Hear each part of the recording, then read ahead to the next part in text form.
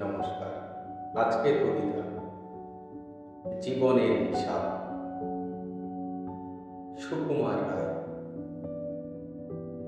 বিদ্যে বোঝাই বাবু মশাই, চড়ি শখের বটে।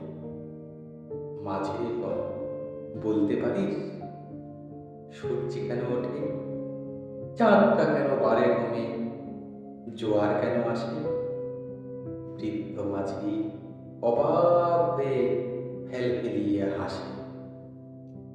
বাবু বলেন, সারা জনম মরলি রে তুই খাঁটি, জ্ঞান বিনা তোর জীবনটা যে চারি আনায় মাটি। খানিক বাদে কহেন বাবু, বল তো দেখি ভেবে, নদীর ধারা কেমনে আসে পাহাড় হতে নেবে।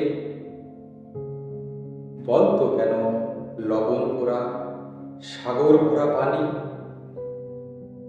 মাঝি সে কয়, আরে মশাই, অত কি আর জানি। বাবু বলে, এই বয়সে জানিস নেও তা কি। জীবনটা তোর নেহাত খেল, কষ্ট বানাই থাকে। আবার ভেবে কহেন বাবু, বল তো রে বুড়ো, কেন এমন নীল দেখা যায় আকাশের চুড়ো। বল তো দেখি সূর্য চাঁদে গ্রহণ লাগে কেন। বৃদ্ধ বলে, আমার কেন লজ্জা দেছে কেন। বাবু বলে, বলবো কি আর বলবো তোরে কি তা, দেখছি এখন জীবনটা তো বারো নাই বৃথা। খানিক বাদে ঝড় উঠেছে, ঢেউ উঠেছে ফুলে। বাবু দেখে নৌকাখানি ডুবলো বুঝি তুলে। মাঝিরে বল, এ কি আবার, ওরে ও ভাই মাঝি, ডুবলো নাকি নৌকো এবার, মরবো নাকি আজ।